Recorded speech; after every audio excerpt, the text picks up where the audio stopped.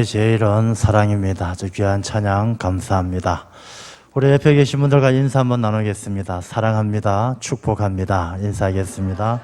사랑합니다. 축복합니다. 누구보다도 하나님께서 이 시간 여러분을 축복해 주시고 사랑하시는 줄로 믿습니다. 오늘 주신 말씀은 고린도 후서의 말씀입니다. 고린도 전서가 있고 고린도 후서가 있습니다. 사도 바울은 고린도 교회가 어려움을 당했다는 이야기를 듣습니다. 고린도 교회에 바울파가 있고 베드로파가 있고 아볼로파가 있고 그리스도파가 있고 여러 파가 나누어서 서로 다툰다라는 이야기를 듣습니다. 2000년 전이나 지금이나 교회의 모습 비슷한 것 같습니다. 서로 다투고 그 안에 많은 논쟁이 있는데 여러 가지 논쟁이 있습니다. 우상의 제물을 먹어도 되느냐, 먹으면 안 되느냐 서로 다툽니다. 형제 간에도 소송을 하고 이 교회가 아주 시끄럽습니다. 이 사도 바울은 그 고린도 교회의 이야기를 듣고 마음이 아파서 이 고린도 교회에 편지를 쓰게 되어지죠. 에베소에서 편지를 써서 보냈던 것이 바로 고린도 전서입니다. 고린도 전서에는 고린도 교회 성도들이 신앙생활을 할 때에 우상의 제물의 문제, 음행의 문제, 또 여러 가지 이단의 문제, 이런 것들에 대해서 사도 바울이 마음을 다해서 권면을 하는 것입니다. 디도를 통해서 이 편지를 고린도 교회에 전해주니까 이 고린도 교회 성도들이 일부의 사람들은 그 편지를 보고 화를 냅니다. 자기가 뭔데? 바울이 뭔데? 자기는 예수님의 제자도 아니면서 우리한테 이래라 저래라 편지를 쓰느냐? 라고 화를 내는 사람도 일부 있었습니다. 그렇지만 대부분의 사람들은 사도 바울의 서신을 접하고 자신들의 죄를 깨닫고 회개하고 이 교회가 안정을 찾아갑니다. 디도를 통해서 그러한 소식을 듣게 된 사도 바울은 마게도냐에서 다시금 편지를 쓰게 됩니다. 그 편지가 고린도 후서이죠. 이 고린도 후서를 쓸 때 고린도 교회에는 크게 두 가지 문제가 여전히 남아 있었습니다. 첫 번째 문제는 거짓 교사들에 의한 이단의 문제, 영지주의라든가 이단들이 교회 안에 들어와서 교회를 혼란스럽게 하는 문제가 여전히 남아 있었고, 두 번째는 이 사도 바울에 대한 사도권에 대한 의심, 바울 당신이 뭔데? 라는 그런 문제가 있었습니다. 그래서 이 고린도 후서는 그런 문제들, 이 고린도 교회 성도들에게 이단들에게 흔들려서 경거망동하지 않도록 권면을 하고, 또한 자기 자신에 대해서 그들에게 자전적인 자기에 대한 삶과 신앙에 대한 간증을 소개하는 내용을 고린도 후서에 담고 있습니다. 그래서 고린도 후서 4장, 특별히 오늘 본문의 말씀은 이 사도 바울이 자기 자신을 그들에게 나의 나됨은 다 하나님의 은혜이고 질그릇 같은 연약한 존재이지만 내가 복음의 일꾼으로 쓰임 받을 수 있었던 것은 이러한 일들 때문이다라고 자기 자신을 그들에게 소개하는, 자기 자신의 신앙을 간증하는 그런 내용을 담고 있습니다. 그래서 이 내용을 보면 그렇습니다. 사도 바울이 그들에게 이렇게 권면하고 복음을 전할 수 있는 일꾼이 될 수 있었던 것은 첫 번째가 하나님의 긍휼하심을 입은 대로 내가 이 직분을 감당하는 것이다. 하나님의 긍휼하심을 잊지 않고 하나님의 긍휼하심에 감사하며 직분을 감당한다는 것이죠. 여러분, 신앙생활을 하고 직분을 감당하고 또 교회 일꾼이 된다는 것, 여러 가지 많은 조건이 필요합니다. 사람이 똑똑하기도 해야 되고 신앙도 좋아야 되고 아는 것도 많아야 되고, 그러나 그 중에 가장 중요한 것이 무엇이냐면 내가 하나님의 긍휼하심을 입었다라는 것을 잊지 않는 것입니다. 여러분, 제가 목사가 된 것, 또 장로님이 장로가 된 것, 권사님이 권사가 된 것, 여러분들이 다 똑똑하고 내가 잘나서 된 것이겠습니까? 하나님께서 긍휼하게 여겨주셨기 때문에요. 우리 같은 죄인, 여러분들 자기 자신을 자기가 가장 잘 알지 않습니까? 내가 목사이면서도 목사답지 못하고, 장로이면서 장로답지 못하고, 권사이면서 권사답지 못한 내가 얼마나 하나님 앞에 부끄러운 죄인인 줄 다 알지만 하나님께서를 긍휼히 여겨주셔서 하나님의 자녀로 삼으시고 하나님의 일꾼으로 삼아주신 것 우리가 잊지 말아야 될 줄로 믿습니다.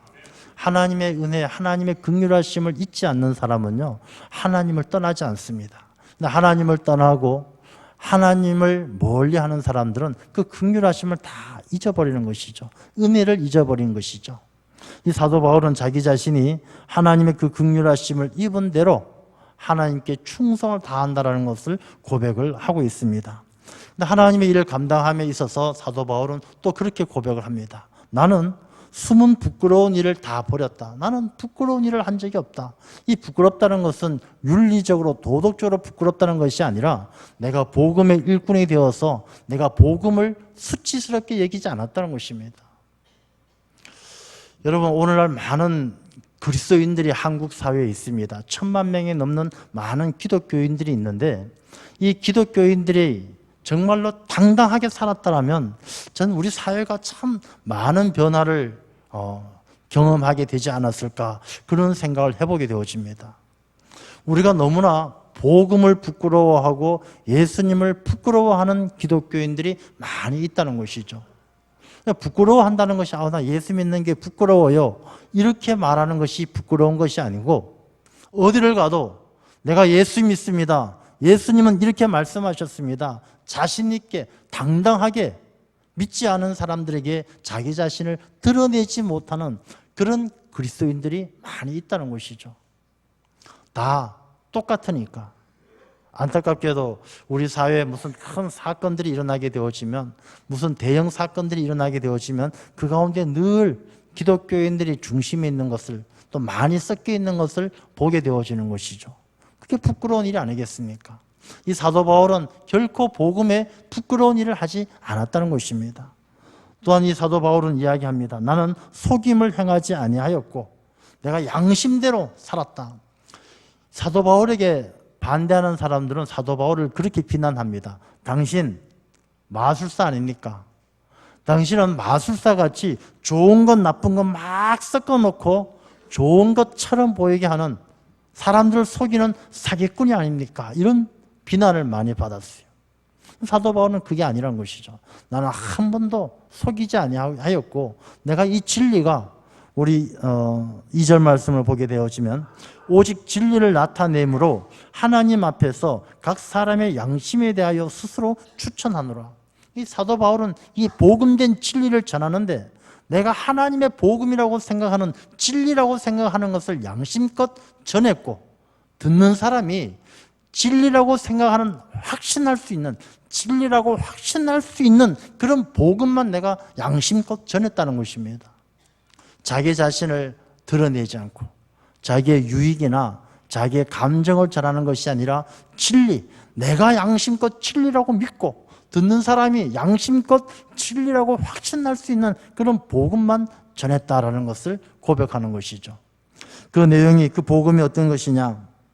5절 말씀을 보면 우리는 우리를 전파하는 것이 아니라 우리는 우리를 전파하는 것, 내가, 내 생각, 나의 유익, 내가 가지고 있는 철학, 이것을 전하는 것이 아니라 오직 그리스도 예수의 주되신 것과 또 예수를 위하여 우리가 너희의 종된 것을 전파했다. 그러니까 오직 핵심적인 진리만 전파했다는 것이죠. 사도 바울은 내가 이렇게 복음의 일꾼이 된 것, 당신들이 누가 당신을 사도로 삼았느냐, 바울 당신은 도대체 누구이기에 우리에게 이렇게 복음을 전하느냐 할 때에 사도 바울은 내가 예수 그리스도만 전한다, 내가 하나님의 긍휼하심을 받은 대로 전한다, 이렇게 고백을 하는 것입니다.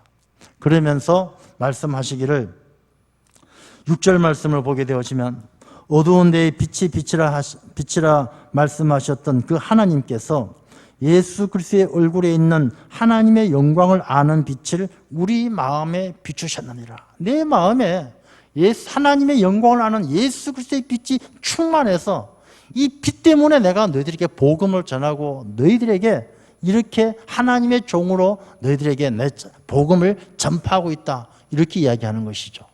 그리고 그 마음속에 하나님의 영광을 아는 그 예수 그리스도의 생명의 빛이 바로 보배다. 7절 말씀을 보면 우리가 이 보배를 질그릇에 가졌으니 이 보배가 무엇이라고요? 하나님의 영광을 아는 예수 그리스도의 영광, 예수 그리스도의 빛, 생명의 빛, 예수 그리스도가 바로 우리의 보배가 되어졌기 때문에 내가 질그릇처럼 연약하지만 내 안에 이 예수 그리스도의 충만한 보배로운 빛을 너희들에게 전하지 않고는, 이 복음의 빛을 비추지 않고는 견딜 수가 없다라는 바로 간증을 이 사도 바울은 하고 있는 것입니다. 여러분, 우리의 삶 가운데에도 예수 그리스도의 빛이 충만한, 예수 그리스도를 보배로 삼고 살아가는 하나님의 귀한 종들 되시기를 축원합니다. 우리 모두는요, 질그릇 같은 존재들이에요. 질그릇. 얼마나 깨어지기 쉽고 부서지기 쉽습니까? 여러분, 사람이 아무리 똑똑하고 배운 게 많아도요, 본질적으로 연약해요. 아무리 가진 것 많아도요, 아무리 배운 게 많아도 그 무너지는 그 인간의 본연적인 모습은 질그릇처럼 참 연약하기 그지없는 것이죠. 이 질그릇처럼 연약하기 그지없지만 그 안에 무엇이 담겨져 있느냐라는 것에 따라서 이 질그릇의 가치는 달라지는 것이죠. 생각을 해보십시오. 질그릇은 이 귀중한 것을 담을 만한 그릇은 아니에요. 금으로 만든 그릇도 있고 은으로 만든 그릇도 있고. 근데 굳이 질그릇이라고 이야기하는 것은, 이 질그릇은 무엇으로 만들었습니까? 흙으로 만든 것이거든요. 흙으로 만든 것. 이 질그릇은 흙으로 만든 연약한 그런 그릇이 바로 질그릇이죠. 그 질그릇에 귀한 것을 담을 만한 그릇은 아니지만 진짜 귀한 것을 담아보면 달라진다는 것을 역설적으로 이야기하고 있는 것입니다. 여러분, 그 안에 무엇이 담겨져 있느냐에 따라서 달라지는 것이죠. 그 안에 들어있느냐 들어있지 않느냐의 차이도 참 커요. 여러분, 달걀, 계란 주먹으로 손으로 꽉 쥐면 안 깨어지잖아요. 이 계란의 껍질이 한없이 연약한데 손으로 아무리 힘을 줘도 이 계란은 깰 수가 없어요. 이 계란 안에 꽉 차 있기 때문에. 근데 계란 안에 비어 있으면요, 손가락으로 톡 건들면 깨어지는 거예요. 그 안에 차 있느냐 차 있지 않느냐의 차이가 큰 것이죠. 질그릇 안에도요, 귀한 것을 담아보게 되어지면 이 그릇의 가치가 달라져요. 깨어지기 쉬운 질그릇이지만 그 안에 정말로 귀한 것이 담겨져 있으면 그 질그릇은 깰 수가 없는 거예요. 그 너무나 소중한 것이 담겨져 있기 때문에 이 질그릇 자체가 보배가 되어버리는 것이죠.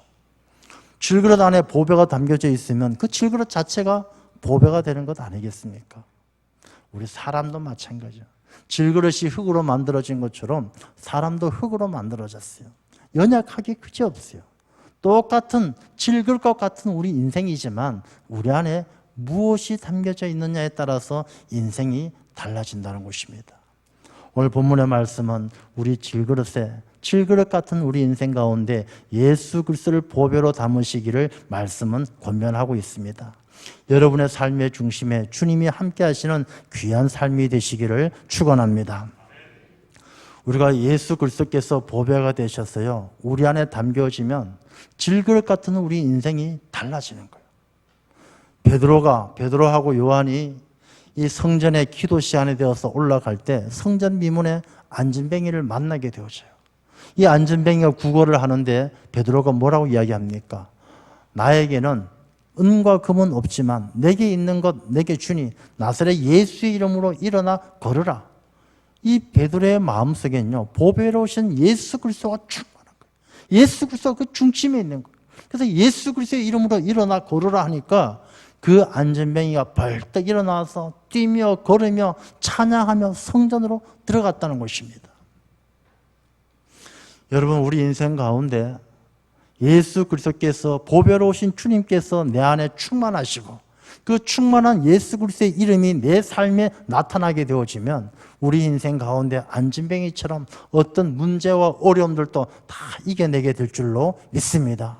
그래서 본문의 말씀에도 7절 말씀을 보면 이는 심히 큰 능력은 하나님께 있고 우리에게 있지 아니함을 알게 하려 함이라. 큰 능력이 그릇에 있는 것이 아니에요.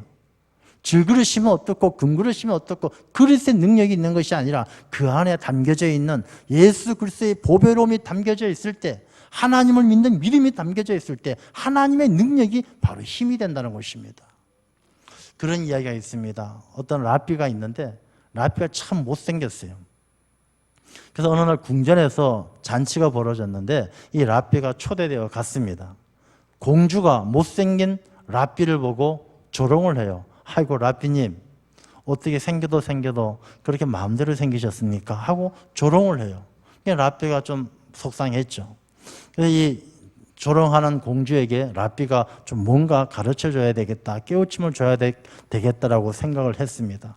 그러다 보니까 그 잔치집 가운데 포도주가 있는데 이 포도주가 이제 질그릇, 이 옹기그릇에 담겨져 있는 거예요. 투박한 옹기그릇에 포도주가 담겨져 있는데 이 포도주가 너무 맛있는 거예요. 그래서 공주에게 이야기하죠. 아, 공주님, 이 포도주가 질그릇같이 못생긴 저 그릇에 담겨져 있지만 얼마나 많은 사람들에게 기쁨을 주고 아주 맛이 있습니까? 외모가 중요한 게 아니고 그릇이 중요한 게 아니라 담겨져 있는 게 중요합니다. 이 공주가 좀 화가 났어요. 그래서 부하에게, 신하에게 시킵니다. 저 포도주를 앞으로는 저 질그릇에 담지 말고 저 옆에 있는 은그릇, 아주 번쩍번쩍하고 아주 멋진 그릇, 저 항아리에 담아서 손님들에게 나누어줘라 하고 명령을 내렸어요. 이 포도주를 은그릇에 다 담아서 나눠줘 보니까 이 은그릇에 담긴 포도주 맛이 아주 시큼하게 바뀌어버렸어요. 손님들이 맛을 잃어버린 이 포도주 맛이 없다고 이야기를 하는 거예요. 그럴 때 랍비가 공주에게 그런 이야기를 하는 것이죠. 공주님, 그릇이 능력이 있는 것이 아니고 그 안에 무엇이 담겨져 있는가가 중요합니다. 사람도 못생긴 것이 중요한 것이 아니라 그 사람이 얼마나 지혜롭고 그 마음의 중심이 얼마나 바른가가 더 중요합니다. 그렇게 가르쳤다는 것입니다. 여러분, 우리 인생이 질그릇처럼 연약하지만 보배로우신 예수님께서 내 안에 함께 하시면 내 인생이 바로 보배인 줄로 믿습니다. 무엇을 담고 있는가라는 것이 그렇게 중요한 것이죠. 이 세상에 많은 사람들이 살고 있어요. 많은 사람들이 살고 있지만 질그릇이 아니라 금그릇, 은그릇 많이 있죠. 우리가 흔히들 이야기하는 것처럼 금수저, 은수저, 좋은 집안, 좋은 학벌, 많은 사람들이 있죠. 근데 좋은 그릇, 금그릇, 은그릇, 금수저, 은수저라고 해서 다 잘 사는 것 아니죠. 그 가운데는 깨어진 그릇도 많고요, 더럽혀진 그릇도 많고, 우리 인생이 질그릇 같지만 무엇이 담겨져 있느냐가 중요한 거예요. 우리가 금그릇, 은그릇이 못 되었다라고 원망하고 나는 왜 이런 집에서 태어났을까? 우리 부모님은 왜 이럴까? 원망할 거 아니에요. 우리가 금그릇이 되어도 더러움이 담겨지면 그 그릇은 버림받는 것이고, 질그릇처럼 연약한 우리들의 삶이지만 내 안에 보배로우신 주님이 함께 하시면 내 인생이 보배가 될 줄로 믿습니다. 그래서 예수님을 우리의 품고 사는 그런 삶이 되어져야 하는 것입니다. 그래서 예수님을 마음속에 품으면요, 우리의 마음이, 우리의 삶이 평안히 찾아와요. 여러분, 우리가 안식일을 지키지 않고 주일을 지키는 이유가 왜 그런지 아십니까? 우리가 생각할 때에는 예수님께서 부활하셨으니까, 주일에 부활하셨으니까 이날을 주일로 지킨다. 물론 맞지요. 맞는데 왜 부활하신 그날을 주일로 지키는가라는 것이죠. 안식이라는 것은 하나님께서 다 천지를 창조하시고 마지막 날 안식을 취하셨어요. 그날을 거룩하게 하시고 복되게 하시고 안식일로 지키게 하셨어요. 그날은 안식일이었어요. 평안하고 늘 걱정 근심이 없고 평안함을 누릴 수 있는 날이 바로 안식일이었어요. 그런데 이 안식이란 것은요, 죄가 들어오면서 안식일이 깨어져 버린 거예요. 여러분, 우리가 아무리 좋은 침대가 있고 좋은 집이 있어도 죄가 있어가지고 내가 죄책감이나 죄 때문에 불안하고 두려우면 어딜 가도 참된 안식은 누릴 수가 없는 거예요. 이 사람의 안식일은 인간들이 에덴 동산에서 하나님의 말씀에 불순종하고 죄를 짓는 그 순간부터 인간들에게는 참된 안식이 사라진 거예요. 그래서 우리가 구약이나 신약에 와서도 마찬가지예요. 이 안식일을 지키는 모습을 보게 되어지면 하나님이 주시는 안식의 날이 아니고 사람이 율법적으로 지키는 안식일일 뿐이에요. 그래서 이 유대인들은 바리새인들은 예수님 보고 이 안식일 날 왜 사람을 고치느냐, 안식일 날 왜 곡식을 따먹느냐, 막 이런 식으로 안식일을 율법적으로만 지키지 안식일이 참된 평안이 없는 거예요. 왜? 죄의 문제가 해결되지 않았기 때문에. 그런데 예수님께서 오셔서 십자가 위에서 우리의 모든 죄값을 치르시고 죄의 문제를 해결하시고 부활하심으로 승리하셨기 때문에 우리는 죄의 문제로부터 노인받고 참된 안식일을 누릴 수가 있게 되어졌기 때문에 주님께서 죄를 이기시고 부활하신 이 날을 안식일로, 주님의 날로 지키고 있는 거예요. 여러분, 예수 그리스도의 보배로우신 주님이 내 마음에, 내 중심에 찾아오셔야만이 내 삶이 참된 평안을 누리게 되는 줄로 믿습니다. 여러분, 삶이 불안하십니까? 불안하고 두려우십니까? 이 불안하고 두려운 것은 내 마음에 아직 주님께서 보배로우신 주님이 내 마음속에 충만하지 않기 때문이에요. 주님이 내 안에 충만하면요, 우리가 두려울 것이 없어요. 왜?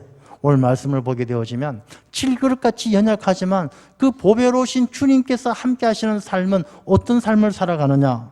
우리가 8절 말씀을 보면 우리가 사방으로 우겨쌈을 당하여도 쌓이지 아니하며, 보배로우신 주님께서 함께하는 그 삶은요, 사방으로 우겨쌈을 당하여도 우겨쌈을 당하지 않는다는 거예요. 여러분, 우리 인생 가운데 요즘에 얼마나 참 우겨쌈을 당합니까? 저는 요즘과 같이 힘들고 어려운 때가 없었다라는 그런 생각들을 많이 하게 되어져요. 젊은 사람들 보면 젊은 사람들은 참 딱해요. 대학교 가기도 힘들고, 취업하기도 힘들고, 결혼하기도 힘들고, 돈 벌기도 힘들고.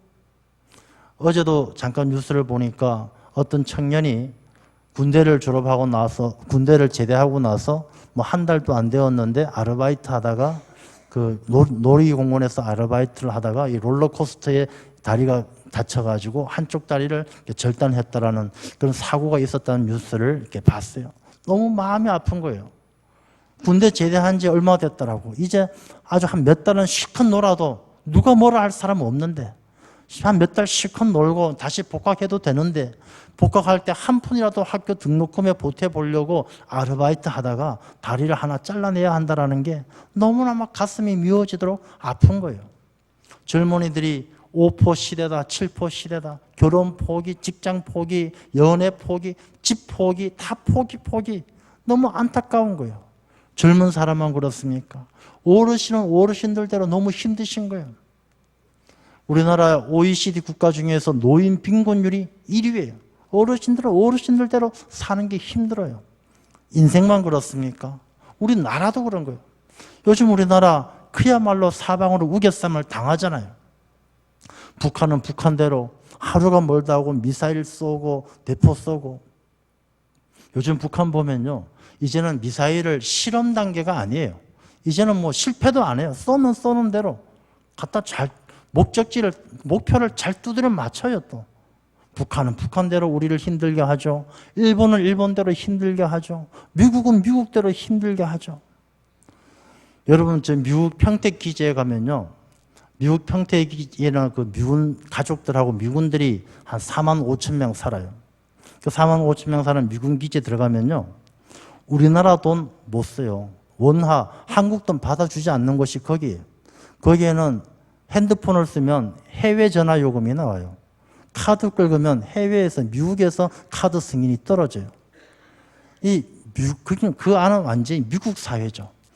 그 땅을 그렇게 써가면서도 또 미국은 미국대로 우리에게 돈 내놔라, 방위비 내놔라. 트럼프 대통령 얘기하잖아요. 한국에서 10억 달러 받는 게 자기가 아파트 임대료 받는 것보다 더 쉽다. 미국은 미국대로 힘들게 하고 사방에 우겨쌈을 당하는 거예요.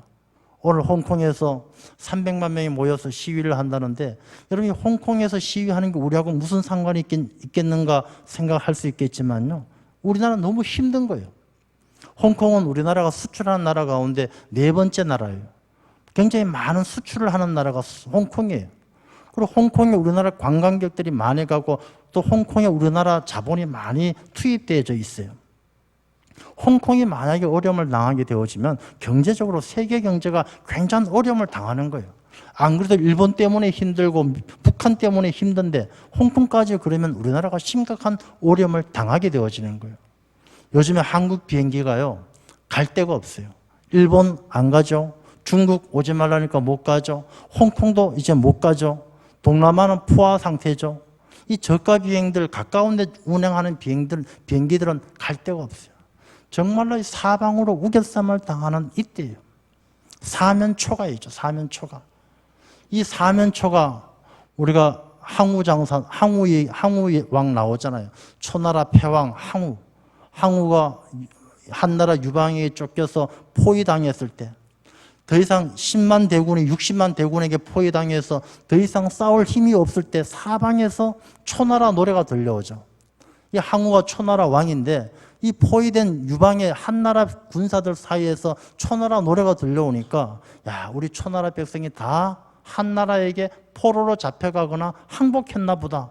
포기해서 낙심하게 되고 도망하다가 결국 오강에서 스스로 목을 매서 자살을 하게 되죠.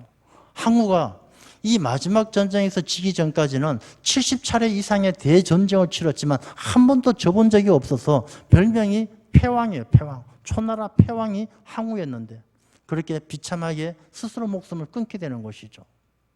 사방에 우겨쌈을 당하면요, 당할 재간이 없어요. 이것을 이겨낼 수 있는 방법이 무엇이냐?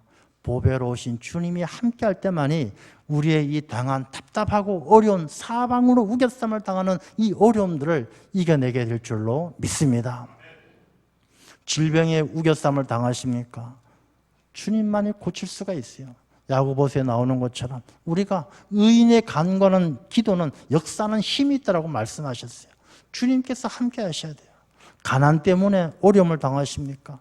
주님이 함께 하셔야 돼요. 주님만이 사방으로 우겨쌈을 당하는 우리의 삶을 건져주시고 사방에 우겨쌈을 당하여도 쌓이지 아니하게 하나님께서 자유하게 하실 줄로 믿습니다. 답답한 일을 당하여도 낙심하지 아니하며 답답하다는 것은 길이 없다는 거예요. 방법이 없어요. 살다 보면 답답한 일이 얼마나 많아요. 참 답답하죠. 가정도 답답한 문제가 많고 자녀를 봐도 답답하고 우리 둘째에게 물어봤어요. 야, 너 살면서 엄마, 아빠, 부모님 얘기를 잘 들어야 된다는 게 살면서 점점 더 느껴지지 않니? 하고 물어봤어요. 이제 조금 철이 드니까 너가 엄마, 아빠 말씀 안 듣는 거 후회되지 않니? 라고 물어봤어요. 맞대요. 엄마, 아빠 말씀 안 듣는 게 엄마, 아빠 말씀만 들어도 잘 될 거라고는 충분히 안 돼요. 그러나 그게 안 된대요. 그게 안 된대요. 부모님 말씀 잘 듣는 게 좋다라는 건 알지만 그게 잘 안 된대요. 참 답답한 일이죠. 우리가 살아가면서 답답한 일들이 얼마나 많겠어요. 분명히 하고 싶은데 잘 안 되고 이 문제는 문제인데 풀어갈 방법이 없고 우리가 춘향전을 보게 되어지면 이 이몽룡이가 과거에 합격해서 암행어사가 되죠. 암행어사 돼서 다시금 남원으로 내려옵니다. 내려오니까 춘향이는 감옥에 갇혀서 끙끙 앓고 있고 변학도는 춘향이 보고 수청들라고 자꾸 조르고 있고 춘향의 어머니 월매는 이 거짓골에 대해서 돌아온 사이 보니까 아주 가슴 치면서 그냥 눈물밖에 안 나고 이 사방이 다 답답해요. 어느 것 하나 제대로 풀리는 거 없어요. 근데 그 중에서 제일 뻔뻔한 게 누구냐? 이도령이죠. 아이고 장모 밥 좀 주오. 이 답답한 판국에 밥 달라고 조르는 건 이몽룡이밖에 없는 거예요. 이몽룡이가 그 상황 속에서 그렇게 할 수 있는 이유가 무엇입니까? 자기 주머니에 마패가 있기 때문에 마패. 암행어사 마패가 있기 때문에 이 답답한 상황 마패 꺼내서 한번 암행어사 출도야만 외치면 다 해결되기 때문에 그 상황에서도 답답하지 않는 거예요. 이몽룡이 혼자. 여러분 우리가 답답한 인생 가운데 내 안에 보배로우신 마패 같은 예수 그리스도가 내 안에 함께 하시면 어떤 답답한 일도 우리가 낙심하지 않고 이겨낼 줄로 믿습니다. 그래서 예수님은 우리의 보배가 되시는 거예요. 예수님의 이름으로 나사렛 예수의 이름으로 일어나 걸으라 하면 일어나게 되고 걷게 되고 뛰게 되고 성전으로 달려가게 되니까 우리가 예수 그리스도가 함께 하시면 이 보배로우신 주님 때문에 어떤 답답한 일도 생명의 길로 피할 길로 인도하시는 주님의 음성 듣게 될 줄로 믿습니다. 박해를 당하여도 박해를 받아도 버림받지 않는다. 이 박해라는 것은요, 이 끝까지 쫓아오면서 해를 입히는 게 박해예요. 이 박해받는다는 것은 기독교인들이 초대교회 때 박해받을 때 기독교인들이 도망다녀요. 막 땅속에 도망가고 산으로 도망가고. 근데 끝까지 쫓아와서 괴롭히는 게 박해예요. 여러분, 그리스도인으로 살아간다는 것이요, 얼마나 많은 박해를 받습니까? 여러분, 우리가 그리스도인으로 살아간다고 해서 아무것도 안 쫓아오는 것 아니에요. 질병도 계속 쫓아와서 우리를 괴롭혀요. 자, 예수 믿는다고 감기 안 걸리면 얼마나 좋겠어요. 예수 믿는다고 암이 안 걸리면 얼마나 좋겠어요. 근데 계속 암도 쫓아오고 감기도 쫓아오고 박해하는 거예요. 예수 믿는다고 사업마다 대박나면 얼마나 좋겠어요. 근데 자꾸 부도나고 어렵나고 계속 박해해서 쫓아와요. 그런데 예수 그리스도를 보배로 삼고 사는 사람은 하나님께서 버리지 않는다는 거예요. 버리지 않는다. 이스라엘 백성들이 애굽에서 나와서 광야로 갈 때 뒤에서 계속 쫓아오잖아요. 애굽의 군사들이 쫓아올 때 하나님께서 버리지 아니하시고 홍해 바다를 갈라주셔서 그 생명의 길로 지나가게 하시고 구원하시는 거예요. 여러분, 어떤 박해 가운데에도 예수 그리스도를 보배로 삼은 사람 하나님께서 구원해 주실 줄 믿습니다. 여러분의 삶에 얼마나 많은 박해가 있어요. 질병의 박해가 있고 가난의 박해가 있고 사람의 박해가 있고 미움의 박해가 있고, 여러분 앞에 여리고성처럼 앞을 가로막는 일들이 얼마나 많습니까? 그러나 우리가 예수 그리스도를 보배로 삼고 기도하면 여리고성을 돌고 나면 여리고성이 무너지는 것처럼 하나님께서 우리를 버리지 아니하시고 건져주실 줄로 믿습니다. 우리가 거꾸로 뜨림을 당하여도 망하지 아니하고, 우리가 세계 교회 역사를 보십시오. 이 교회가 얼마나 많은 고통을 받았습니까? 수많은 순교자들이 있었고 수많은 교회가 핍박받아 무너졌어요. 지금도 중국 교회는 중국 교회 십자가 위에 휘발유 뿌리고 불 붙이고 교회가 큰 핍박을 받고 있는 것이죠. 그런 거꾸로 뜨림을 당하여도 오늘날 세계 교회가 이렇게 든든히 서 있는 것이죠. 결코 망하도록 하나님께서 버려두지 않으십니다. 주님께서 십자가 위에서 죽으실 때 모든 것이 끝난 것 같았지만 주님께서는 그 죽음을 이기시고 부활하신 것처럼 예수 그리스도를 보배로 삼은 하나님의 자녀들은 다 끝난 것처럼 거꾸로 뜨림을 당해서 넘어진 것처럼 실패한 것처럼 보여도 결코 망하지 아니하고 부활하신 주님처럼 다시 일어나게 될 줄로 믿습니다. 여러분들의 삶 가운데 질병 때문에 자녀 때문에 끝났다, 방법이 없다, 도저히 안 된다, 그렇지 않습니다. 보배로우신 주님이 함께 하시는 여러분, 하나님께서 망하게 버려두지 아니하시고 반드시 고쳐주시고 회복하게 하실 줄로 믿습니다. 우리의 삶뿐만 아니라 이 나라 이 민족도 마찬가지예요. 어느 때보다도 우겨쌈을 당해 있고 어느 때보다도 답답하고 어느 때보다도 박해받고 어느 때보다도 거꾸로 뜨림을 당하는 이 나라 이 민족, 살 길은 예수 그리스도를 보배로 삼는 것밖에 길이 없는 줄로 믿습니다. 우리 교회가, 우리 성도들이, 우리 나라가 예수 그리스도를 최고의 보배로 삼고 살아갈 때에 이 민족이 살고 이 나라가 살고 여러분들의 삶이 회복되어질 줄로 믿습니다. 보배로우신 주님이 여러분의 삶 가운데 충만해서 질그릇같이 연약한 삶이지만 존귀한 세상을 이기는 능력 있는 삶이 되시기를 주님의 이름으로 축원합니다. 기도하겠습니다.